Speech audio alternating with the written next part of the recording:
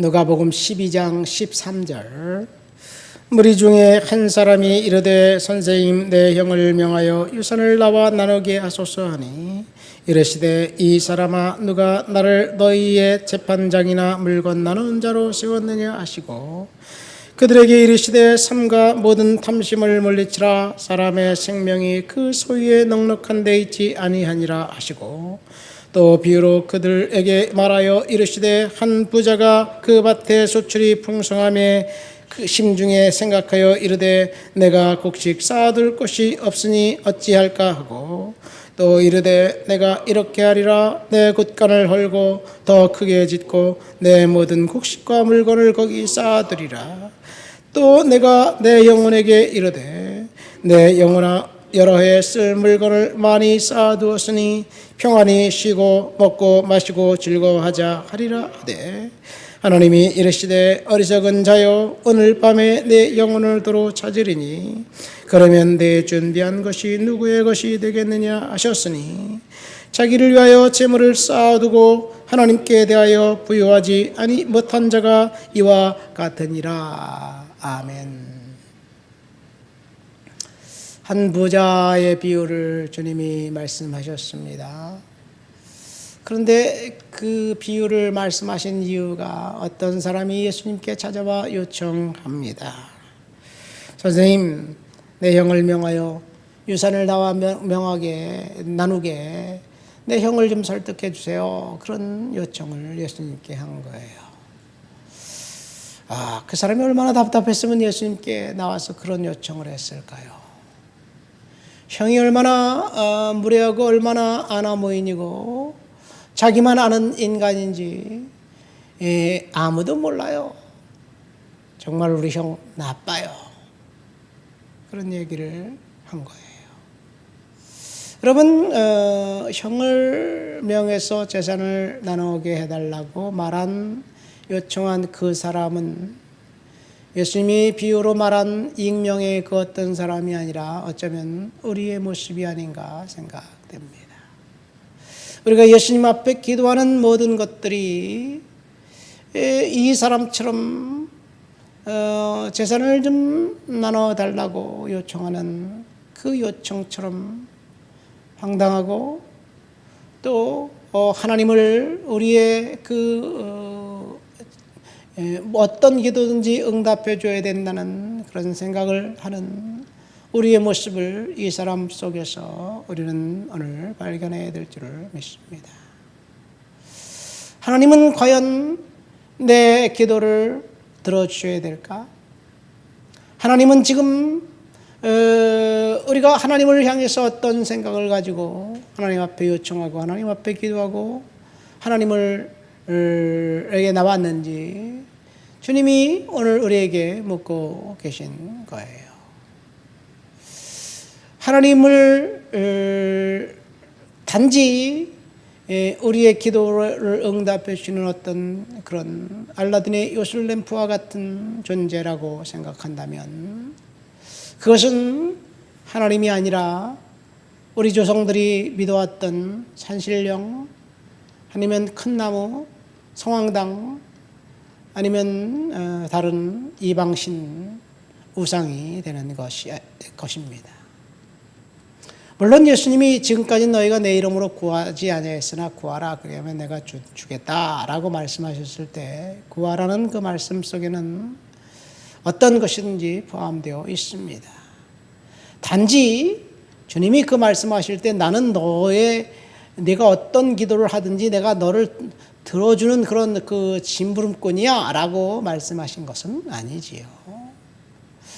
기도하면서 우리는 그런 것들을 발견합니다. 내가 처음에는 하나님 이것도 주고 저것도 달라고 요청하기 위해서 하나님 앞에 찾아갔지만 기도를 끝마칠 때는 하나님 그거 안 줘도 될 것 같아요.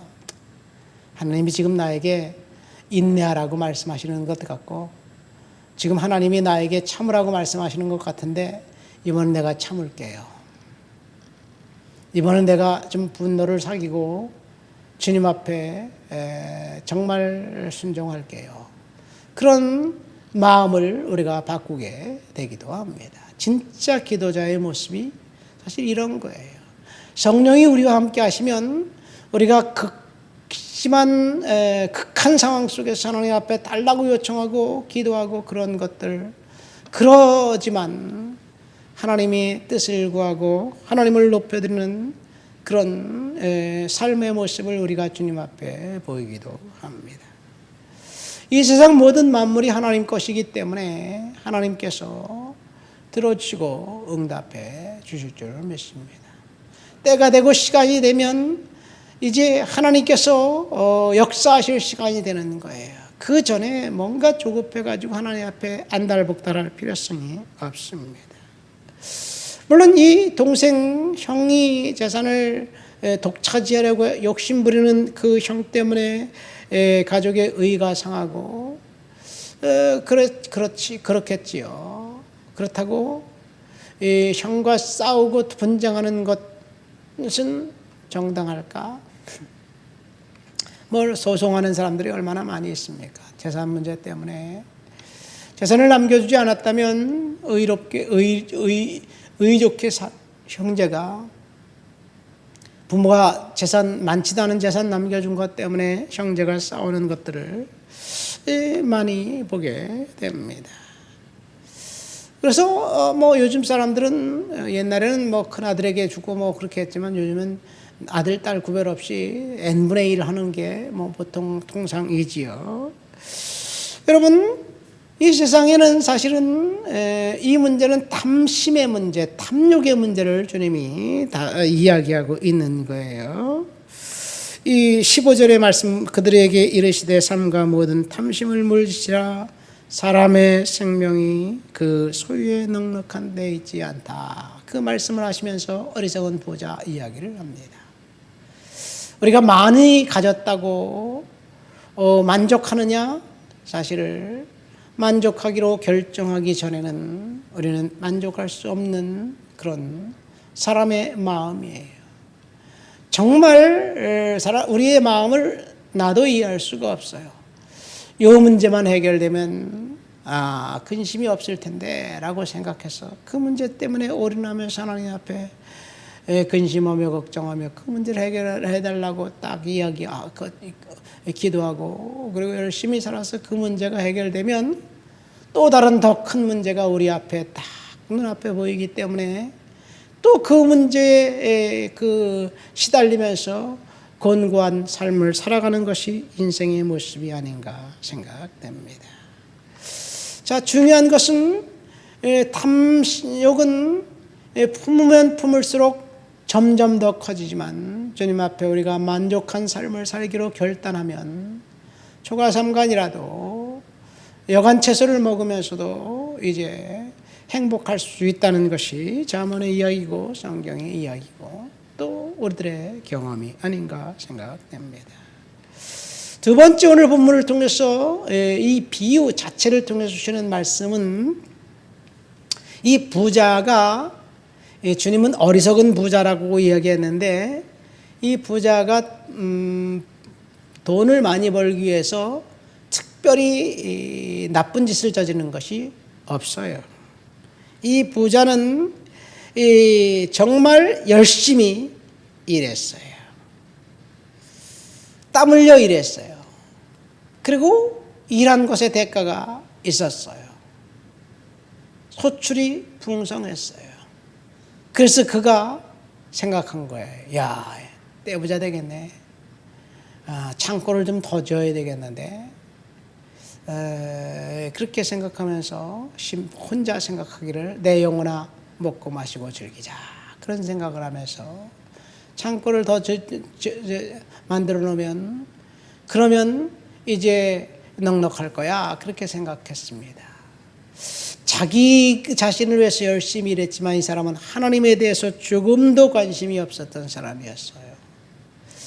오늘 밤 내가 내 영혼을 도로 찾겠다 주님이 말씀하시면서 그러면 내가 준비한 것이 누구의 것이 되겠느냐 이런 말씀을 한 걸 볼 때 이 사람은 영혼에 대한 관심은 없었고 오직 육신에 대한 관심뿐이었고 하나님은 무시했고 거부하며 살았고 그리고 이 세상이 전부인 줄 알았어요. 역시 이 부자도 그 생각 속에서 우리의 모습을 발견해야 될 줄 믿습니다. 우리가 하나님께 영광 드리고 하나님을 높여드린다고 이야기는 하고 있지만 여전히 우리는 이 땅에서 잘되고 번성하고 이 땅의 것만 추구하면서 하나님은 이제 늘 후순위인 우리의 모습 하나님 앞에 회개하며 해야 될 줄 믿습니다. 하나님이 때가 되면 응답해 주실 것이고 또 때가 되면 우리 육신이 후패해지고 우리 육신은 이제 죽고 영혼은 심판받게 될 것이라는 것이에요. 이 사람은 열심히 일했습니다. 관리도 잘했습니다. 그런데 한 가지 오해한 것은 돈을 쌓아두면 행복한 것이라고 생각했어요. 진짜 행복은 물질에 있는 것이 아니라 하나님이 저와 여러분들의 마음 가운데 만족함을 주신다면 그것이 행복이 아닌가 생각됩니다. 하나님 앞에서 만족하며 믿음으로 사시게 되시기를 예수님의 이름으로 축원드립니다. 하나님 아버지 감사합니다. 어리석은 부자의 비유를 통해서 우리의 모습을 발견합니다. 정말 하나님을 하나님답게 믿고 하나님을 예배하는 예배자, 하나님을 높여드리는 하나님의 사람 되도록 주여 도와주시옵소서. 하나님이 우리의 어떤 기도도 들어줘야 한다는 당위성을 갖고 하나님을 내 기도를 들어주는 응답해주는 노예처럼 종처럼 생각하지 않았는지 이 시간 회개합니다. 주님을 높여드립니다. 예수님의 이름으로 기도합니다. 아멘.